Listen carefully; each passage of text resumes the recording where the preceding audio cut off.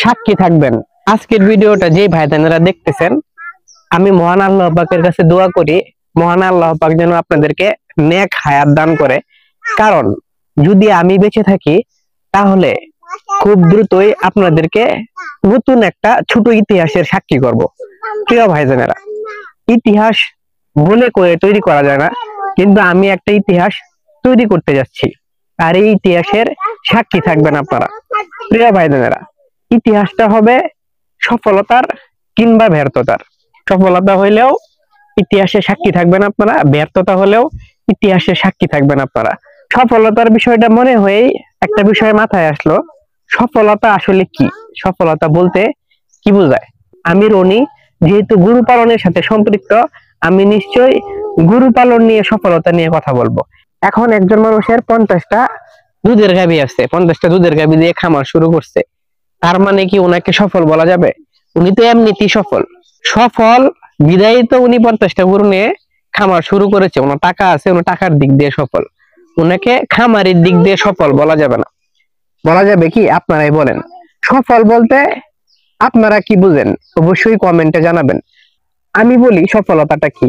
একজন মানুষ চাকরি করে, ভালো পদে একটা চাকরি করে, উনি চাকরিতে ভালো পরিমাণে একটা স্যালারি পায়। উনি প্রতি মাসের চাকরির টাকা দিয়ে কিংবা 2 মাসের চাকরির টাকা দিয়ে একটা গরু কিনতে পারে, এবং উনি প্রতি 2 মাস পরে পরে একটা গরু কিনে মোটামুটি 3 বছরে 20টা গরু খামারে করে ফেলছে। এখানে আপনি কি বলবেন? উনি খামার করে প্রতিষ্ঠিত নাকি চাকরি করে প্রতিষ্ঠিত? আপনি যদি বলেন খামার করে প্রতিষ্ঠিত, তাহলে আপনার চিন্তা ভাবনা সম্পূর্ণরূপে ভুল। উনি চাকরি করে প্রতিষ্ঠিত, কারণ চাকরি দিয়ে উনি খামার শুরু করছে, চাকরির টাকা দিয়ে উনি এত কিছু করছে। এটা উনি চাকরিতে প্রতিষ্ঠিত। আমার আশেপাশে আমি কখনো দেখি নাই একজন খামারির 5টা গরু ছিল, উনি 5 বছর পরে সেই 5টা গরু থেকে 20টা গরু তৈরি করছে। এই 5টা গরুর টাকা দিয়ে 20টা গরু তৈরি করছে, আমি এটা কখনো দেখি নাই। হ্যাঁ, 20টা গরু তৈরি করছে, 5টা গরু থেকে তৈরি করা নাই। উনি আরো গরু কিনছে, উনি অন্য জায়গা দিয়ে জমি বিক্রি করছে, বিক্রি করে গরু কিনছে, কিংবা উনি অন্য ব্যবসা করে ব্যবসার টাকা দিয়ে গরু কিনছে, গরু কিনা 20টা তৈরি করছে। এটাকে কি আপনি বলবেন গরু লালন পালন করে উনি খামারি হিসেবে প্রতিষ্ঠিত? না, আমি বলবো না উনি গরু লালন পালন করে খামারি হিসেবে প্রতিষ্ঠিত। আপনারা নিশ্চয়ই আমার কথায় একমত হবেন। একজন বড় ইউটিউবার থাকতে পারে এবং উনি ইউটিউব থেকে মোটামুটি ভালো পরিমাণে একটা টাকা উপার্জন করে, সেই টাকা দিয়ে উনি 2-3 মাস পরে পরে একটা গরু কিনতে পারে, গরু কিনা উনি খামার ভরে ফেলতে পারে। এখন কি আপনি কি বলবেন উনি খামারি হিসেবে প্রতিষ্ঠিত? না, উনি খামারি হিসেবে প্রতিষ্ঠিত না, উনি ইউটিউবার হিসেবে প্রতিষ্ঠিত। প্রিয় ভাই বোনেরা, আমি আপনাদেরকে অনুরোধ করব, যদি আপনারা ইউটিউবের কোনো জায়গায়, ফেসবুকে কোনো জায়গায় এটা দেখে থাকেন একজন খামারি, আপনাদের চোখের সামনে দেখা একজন খামারি 5টা গরু কিংবা 10টা গরু দিয়ে খামার শুরু করেছিল আর 5 থেকে 10 বছর আগে, সেই 5 থেকে 10টা গরু দিয়ে এখন 50 থেকে 100টা গরু কিংবা 20 থেকে 30টা গরু তৈরি করছে, এরকম একজন সফল খামারের নাম অনুগ্রহপূর্বক কমেন্টে দিয়ে দিবেন। আমি ওই খামারটা ভিজিট করতে চাই, ওই খামারটা দেখতে চাই। এখন পৃথিবীটা হয়ে গেছে ব্যতিক্রম।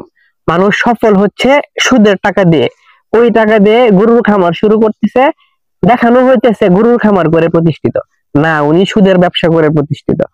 অনেকেই ইউটিউবে প্রতিষ্ঠিত হইতেছে, দেখানো হইতেছে গরুতে প্রতিষ্ঠিত। না, উনি ইউটিউবে প্রতিষ্ঠিত। দেখানো হইতেছে উনি একজন একটা চাকরি করে, চাকরিতে ভালো পরিমাণ একটা টাকা পায়, একদম হয় আর কি, ভালো পরিমাণ টাকা পায়, উনি ওই টাকা দিয়ে একটা খামার শুরু করছে, দেখানো হইতেছে উনি খামারে প্রতিষ্ঠিত, কিন্তু আসলে খামারে প্রতিষ্ঠিত না। আমাদের শুধুমাত্র দৃষ্টিভঙ্গির পরিবর্তন করতে হবে, তাহলেই বোঝা যাবে কে কিভাবে প্রতিষ্ঠিত। আচ্ছা যাই হোক, কে কিভাবে প্রতিষ্ঠিত এইসব বিষয়ে কথা বলতে চাচ্ছি না, কথা বলতে চাচ্ছি আমার ইতিহাস নিয়ে। প্রিয় ভাইজানেরা, ইতিহাসটা কিরকম? খামার করে সফলতার ইতিহাস নাকি ব্যর্থতার ইতিহাস? আমার একটা, আপনারা জানেন, ছোট ছোট করে একটা গাভীর ফার্ম আছে, যেখানে 2টা গাভী ছিল, একটা কালো গাভী, সেটা বিক্রি করে দিছি। ওই গাভীটার টাকাটা এখনো প্রেজেন্ট নাও আমার হাতে আছে, এবং আর একটা ষাঁড়ের খামার আছে, সেখানে 2টা গরু আছে। ওই গরুগুলা মোটা তাজা করা হয়। এখন অনেস্টলি বলি, আমার যে 2টা গাভী ছিল, এখন একটা গাভী আছে, 2টা বাছুর আছে। এইটা নিয়ে আমার যত স্বপ্ন, আমার যত চিন্তা ভাবনা, আমি এইটা থেকে, এই 2টা গাভী ছিল, এই 2টা গাভী থেকে আমি এটাকে বিস্তার করতে চাই। যেটা আপনারা, এটা আমি দেখি নাই, যে 2টা থেকে 20টা করা হয়েছে, আমি এটাই করতে চাই, এটার সাক্ষী করতে চাই আপনাদেরকে। আমি এই 2টা থেকে 20টা করতে চাই, এটা সাক্ষী করতে চাই আপনাদেরকে যে সারের ঘরটা আছে এটা নিয়ে আমি কোনো রকম চিন্তা করতে চাচ্ছি না। কারণ কেন চিন্তা করতে চাচ্ছি না, ওটা 3 মাস 4 মাস কিংবা 5 মাসের একটা প্রজেক্ট থাকে। ওই সারগুলা বিক্রি করে যে লাভটা হয়, আবার আর একটা সার কিনতে কিনতে, গরু কিনতে কিনতে ওই লাভটা সংসারের পিছনে খরচ হয়ে যায়। এই জন্য ওইটা নিয়ে ভবিষ্যৎ কোনো প্ল্যানিং নাই। প্ল্যানিংটা আমার হলো গাভীর ফার্ম দিয়ে, যেটাকে আপনারা দেখতেছেন অবহেলার দৃষ্টিতে, যেটাকে আমি দেখাচ্ছি অবহেলার দৃষ্টিতে না, ওইটাই আমার হলো সর্বোচ্চ টার্গেট। এই যে জমিটা আছে, এই জমিটাতে আমি ঘাস চাষ করছিলাম একদম আমার বাড়ির সামনেই। আপনাদেরকে কখনো আমার ঘাসের জমি দেখানো হয় নাই। এই জমিটাতে সংসারের জন্য এই যে জমিটা আছে এখানে, এই যে এখানে সরিষা করা হয়েছে, এখানে ওই পাশে ওই যে ঘুড়ি দেখা যাচ্ছে, এটাতে সিম করা হয়েছে, ওই পাশে কোনাতে হলুদ গাছ লাগানো হয়েছে।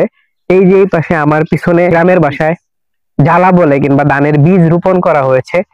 তারপরে ওই পাশে করা হয়েছে মরিচ জমি, এগুলা আমি করছি, হ্যাঁ আমার ফ্যামিলি সবাই একসাথেই করছে। এই হলো মরিচ জমি। এখানে করা হয়েছে ধনিয়া গাছ, এই যে মাঝখানে করা হয়েছে রসুন। এই এত কিছু করার জন্যই মূলত এখান থেকে গাছটা উঠায় ফেলছি, কারণ এটা থেকে ফ্যামিলির একটা বিশাল বড় রকমের একটা সাপোর্ট আসে। শুধুমাত্র ঘাস করলে কি হয়, আমার যে গরুগুলো আছে গরুগুলার সাপোর্ট আসে, কিংবা ফ্যামিলির সুবিধার্থে এখানে এগুলা করা হয়েছে। আমি যে এই যে বলেছিলাম লাস্ট যে একটা কালো গাবি ছিল, যিনারা নিয়মিত আমার ভিডিও দেখেন, ওই গাবিটা বিক্রি করার পরে কিছু টাকা দিয়ে ওই পাশে একটা জমি বর্গা রেখেছি, যেটাকে আমাদের গ্রামের ভাষায় গিরবি বলে। ঠিক এই যে ওই পাশে একটা জমি রেখেছি, ঠিক আছে, এটা আপনাদেরকে দেখাবো।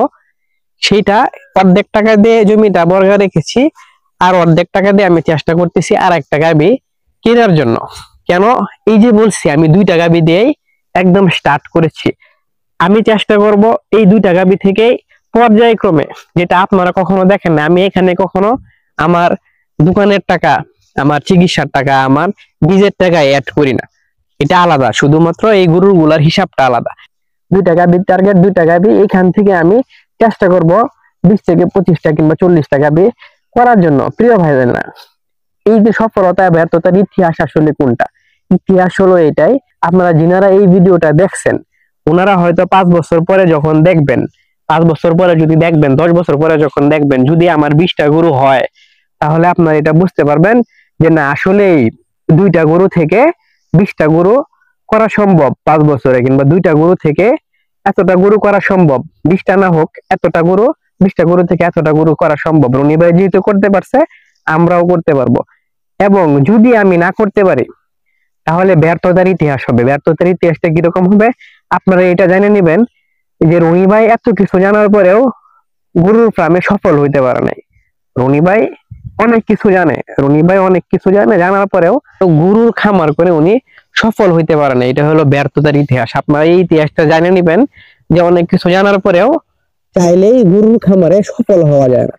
যদি আমি ব্যর্থ হই, তাহলে এই ট্যাগলাইনটা লাইগা যাবে, যে অনেক কিছু জানার পরেও চাইলে গরুর ফার্মে সফল হওয়া যায় না। সফল হইতে হইলে ওই যে বললাম, যাদের টাকা আছে 1 কোটি, তাদের টাকা আছে 50 লাখ, 2-3 কোটি, তারা এই যে 50টা গরু দিয়ে খামার শুরু করে ফেলছে, ওনাদেরকে দেখা যাচ্ছে সফল।